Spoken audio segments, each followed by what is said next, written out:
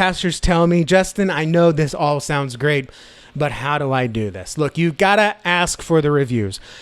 Very few people are going to go out of their way to leave a review unsolicited, okay? And 2 out of 3 of those people are going to be doing it because they hate you, they're mad at you, they're disappointed, you did something to rub them the wrong way, and it's going to be a negative review. So one of the ways that we get ahead of that, it actually is a preventative measure. We're not drowning those negative reviews out. We're helping them not happen because the reviews we do have didn't give them a false impression of what they should expect, okay? So we got to ask for the reviews. Not only that, you've got to ask multiple times, all right? You're asking for a favor, essentially, okay? So treat it that way, all right? This is not a tithe and offering.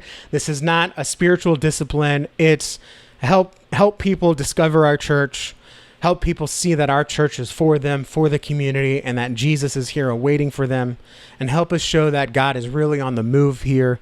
And your testimony can share what our church's heart truly is, okay? Like, all that sounds great, but I'm going to forget by the time I hit the lunch table at my grandmother's house, because that's the bomb, right? So I'm going to forget. So you got to ask me again. Okay. And you don't have to ask me the same way. Hey, Justin, did you do that thing? Just remind me, hey, by the way, did you fill this out? It's an email I could get. Okay. But you got to ask for reviews, and you're probably going to have to ask more than once. So don't tell me, Justin, I asked for reviews and no one left them. My first question is going to be, how many times did you ask them? All right. As with anything, what you do has to fit within the vision of your church and the mission of your church. God gives you the vision that sets the mission. That's what I believe. So if you're asking for reviews, it needs to fit within the mission. Otherwise, you're just being hype motivational. Okay. So if your mission is to make disciples, you make disciples. How can reviews fit into that? Well, it showcases that we are a church that cares about people. If they know we care about them, they're going to be more open to what we would call discipleship. They may just be called being nice, being good Christians, whatever it is. All right. And your testimonies in your reviews can reflect that. But let's get into actually how to ask for those reviews. Number one, the most important thing is you got to get people in a testimony mindset. All right. If you just ask them for a 5-star review, 2 things are going to happen. Number one, actually 3 things are going to happen. Number one, they're just going to forget and never do anything. But number 2, if they do leave the review, they're just going to click the 5-star and they're going to click submit. That's it. Okay. 5-star reviews with no context are virtually unusable. They're kind of useless for you other than boosting up your vanity review metrics. Okay. The third thing they're going to do, if you just ask for a review, hey, can you give us a review on Google so more people can see how great our church is? You're going to get a review that says, happy people, friendly pastor, love my group. I recommend this church 5 stars. Okay. Again, good, not ideal.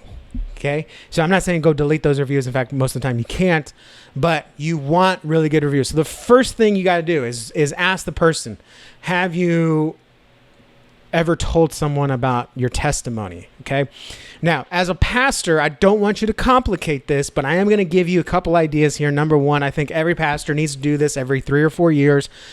You need to do a sermon series or some kind of seasonal celebration of what God's done in your church and get people to think about their testimonies, okay?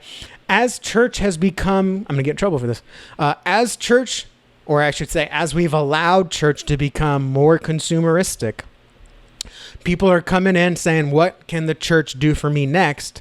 Instead of, what has the church done for me? What has Jesus done for me? Or what has Jesus done through me? It doesn't always have to be I was changed. It could be God used me to change someone else, right? That's a good testimony as well. So I love it to see churches that once a year is probably as frequent as I would get, all right? And that's really if you have a large churn, if you're a military church or a port church or like a South Padre church, like you got a lot of turnover because people are coming and going. Once a year is probably as frequent as I would go, but every 2 or 3 years, have your congregation sit and reflect. What has God done in the last 2 or 3 years? What's your testimony been like? How is it updated? How has it changed? How is it reflected? Everybody's constantly surrendering. Everyone's constantly needing rescuing from Jesus. So your church testimony could fluctuate quite a bit, and it's a good thing, I think, okay?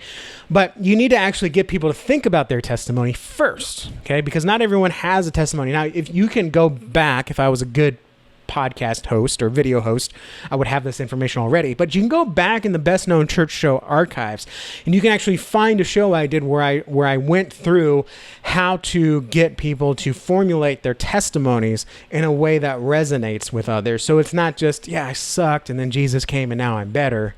Okay, that's a very selfish testimony. It's true, but it sounds selfish. But instead looking at what was my situation. I was, but then God, now I, fill in the blanks. That's a great testimony. I mean, that's like baseline. You may have your own formula method. That's just the one that I recommend. I'm a marketer, so that's the way I think, but you're a pastor, you know your people better, you know what's going to resonate with your community better, so you can do something better with them. But get people thinking about their testimony. Once they have their testimony, and it doesn't have to be polished, okay, they don't have to give you a one-liner of their testimony, verbatim, the same 5 times consistently, but once you feel like they do have an idea of, hey, you know, I appreciate you sharing that testimony, now, would you mind sharing it on Google as a 5-star review or whatever stars you think we should have, because people can see that and see that God can rescue them just like he rescued you. Oh, absolutely, Pastor.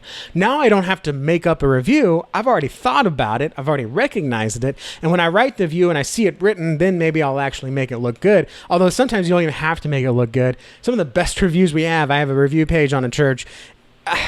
It was very hard for us because we did screenshots. We didn't copy paste them. We did screenshots of all the reviews this church has. There's more misspelled words than there are correctly spelled words, but it's the culture of that church. It's the area of that church.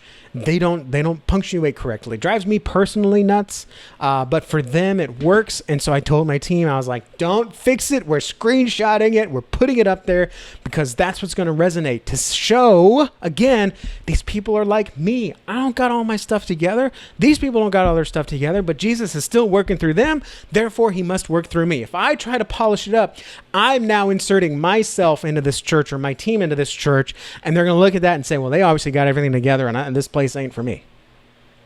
I hope that makes sense. So we don't want to make it too polished. Okay, we're not making a Francis Chan video here. We're not putting this on Right Now Media. We're not making a video of it even. It's a written testimony. Okay. And then they can put it in Google review, Facebook review, Yelp review. I don't like to do them all at once. If you're doing this every 2 or 3 years, change the platform up a little bit. All right. You also don't have to go plaster it everywhere at once. That's extra and that's encouraged. But again, it's a lot to ask your people to do unless you're actually doing a whole day of it. Okay. This could also be a ministry event. Okay. It could be something you do in your groups.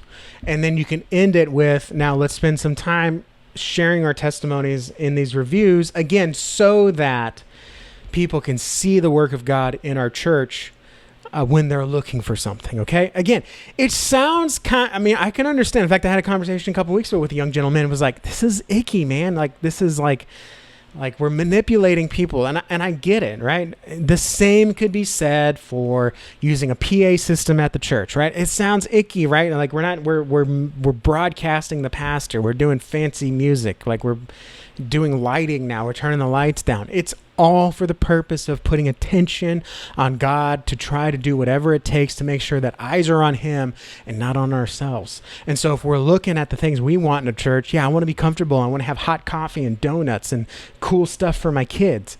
But if I don't have my eyes on God, then I'm going to be let down, or I'm going to be led astray. Or I'm going to be disappointed when I go to your church expecting hype and smoke machines, but instead I get traditional service. And so I'm let down and I'm like disappointed because I had expectations that you didn't correct, if that makes sense. So I like to take a time, again, a season, sermon series, group study, curriculum, whatever, or even just like, hey, we're going to have a picnic as a church and we're going to really think about our testimonies. And then at the end, we're going to text you a link and you can share that testimony on your on our review pages. Now, that doesn't work for a large church. That works for an incredibly small church, like less than 50, that last idea. Because if you hammer all these reviews at once, Google's not going to take you serious, okay? So that's why I'm a bigger fan of doing it in a way that's a little bit more organic. Now, there's a couple ways to do that more organically. Number one is just ask in person. But again, people are going to forget. You're going to have to remind them more than once. You're going to forget.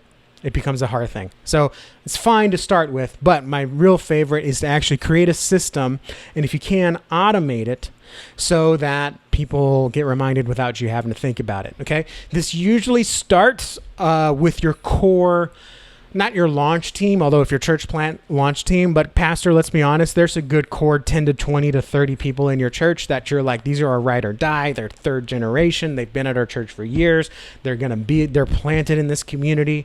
Like, their word is bond. So let's get their reviews. Like, start with them. All right. And then you can branch out into the rest of your congregation, or I should say, and implement it as part of your new member orientation, assimilation, whatever that is, process that, you want to hear why they chose your church, what spoke to them differently about their church. Has God already worked in them through your church, right? Like if they're getting baptized and now they're becoming a new member, like obviously there's a story there.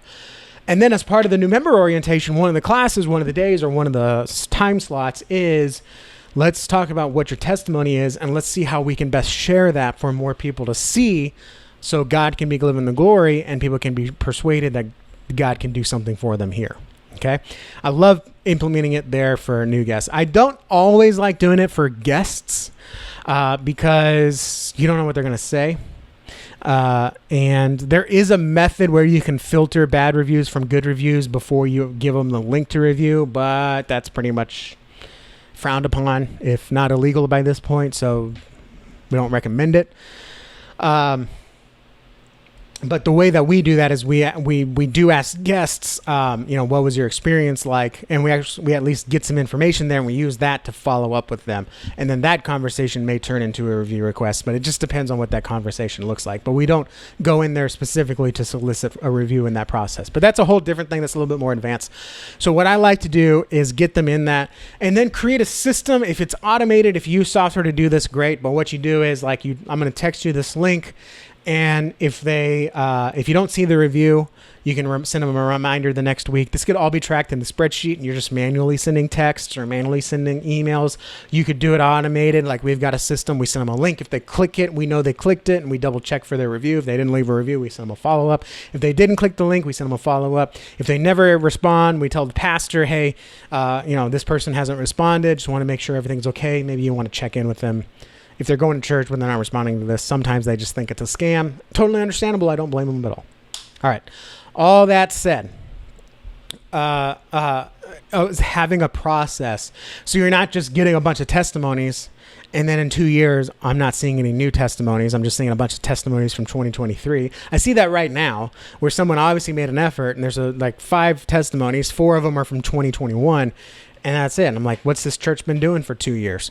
So you want to have a way that you're constantly asking for new reviews on new platforms, or just, anyone that joins the church, put them in a process where, okay, they get their certificate of membership or baptism or whatever you give them. And then a week later, we ask them for their testimony. Have they thought about it? Maybe we do a testimony class on the website. I'm a huge fan of putting resources on the website. And then once they figure out their testimony, then we can encourage them to share it in a review.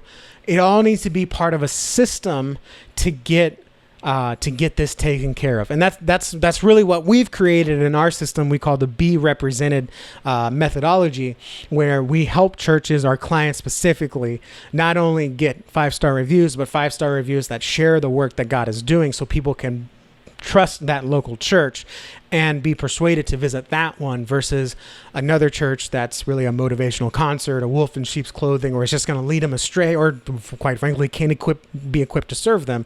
Because if I say good music, funny pastor, and I go there and it's not, let's just be honest, right? Then I'm let down because I went for one thing when I should have been going for another thing. So you want to make sure that you follow some kind of system, so you're always asking for reviews. You're always doing it in a way that shows testimony of Jesus over really review of the church. And you want to make sure it's in places that are publicly accessible. Yes, these can go on your website. Yes, you can make social posts out of these, but they really need to be in those publicly accessible places. Number 1, Google. Number 2, Yelp. Number 3, Facebook. If I had to put them in order, I would put them in that order.